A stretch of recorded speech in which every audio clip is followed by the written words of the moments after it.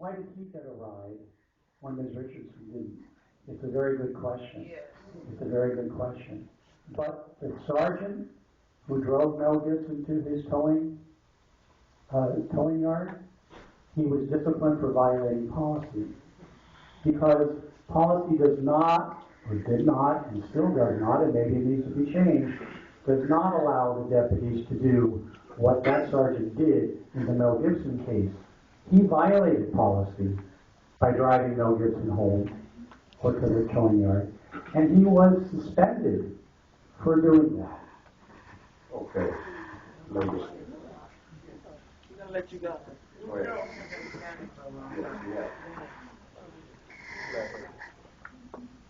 I don't need a mic. Because what hurts me, sir, and I want to talk directly to you. What hurts me is that I'm someone who was gang raped by the police, except that I live to talk about it. I am someone who has an MBA from Pepperdine, and yet the whole time that I've been calling to give information, there are people that are not family, that may be just perhaps friends like myself, that had to do our own investigations, that were treated like we're less than human because we're only asking for the sheriffs to hold themselves accountable for the actions that they did not take. Now let me say this.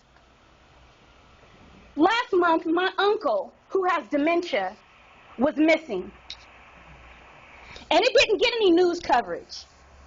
But the two officers that got my uncle, when he didn't know where he was, why he was there, and what he was doing there, saw a DUI on his record, but were intelligent enough to know that something was wrong with him.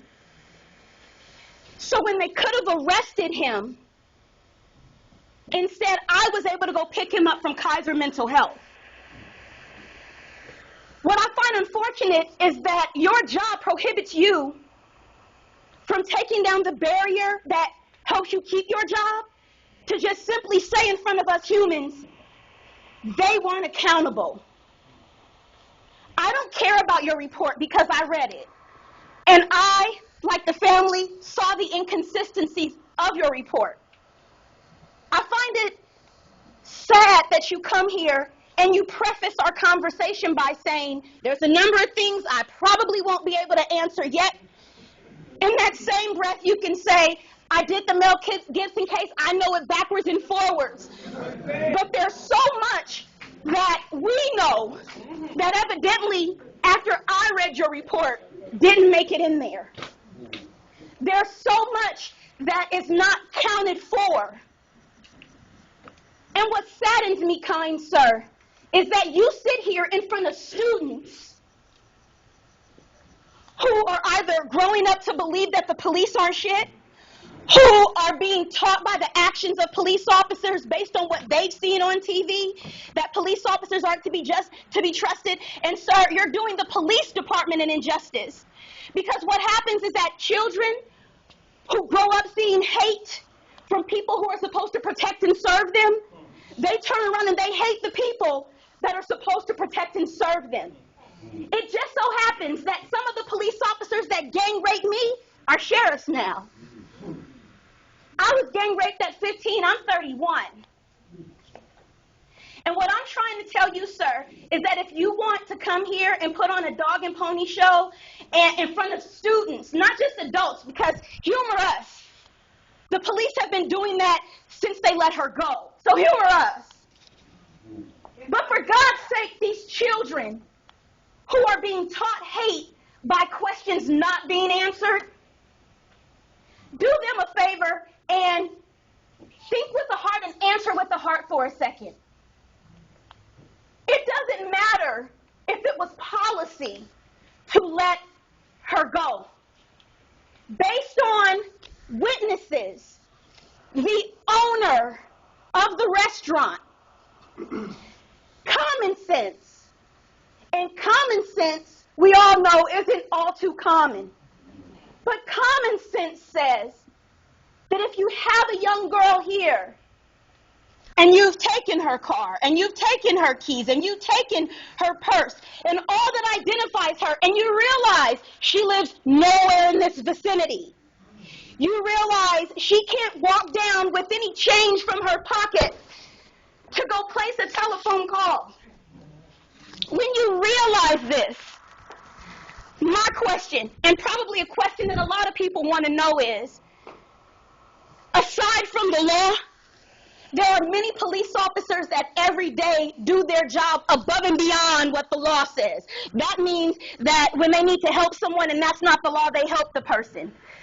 I'm asking you just person to person, how could you say that the police did no wrong when it was said that she was clearly unstable mentally?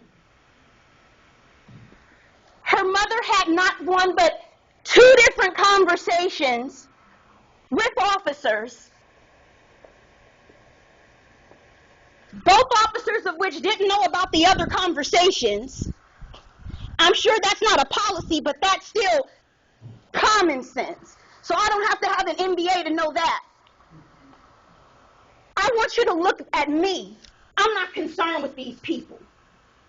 I want you to look at me and tell me how you were able to conduct an independent review, and just like the officer or the sergeant that drove Mel Gibson home was reprimanded, I'd like to know where's the reprimanding for someone who's been trained to protect and serve, and yet this has happened. That's my only question. I don't want to hear about Linwood Jail. I don't want to hear about Los Angeles. I want to hear about the officers who are supposed to protect and serve. And I want to hear how you were able to independently review and say with a conscious heart that they did their job correctly, when it's clear that something wasn't done correctly, not just because her bones were supposedly found. That's not the reason. Because if she had been found, she'd probably be on my arm right now and I'd still be asking you the same question, because the reality is that something happened to whereas somebody didn't use good judgment and they let her go after telephone conversations with her parent. And I'm trying to understand how no one is being held accountable and responsible for that. And that's my question. Okay, I don't think that he can answer that right now. Well, he can attempt, but from all that I've heard and all what I did, I went to the website. Oh, by the way, Reverend Stanley Prince, I'm a member of NAEJA as one of the ones that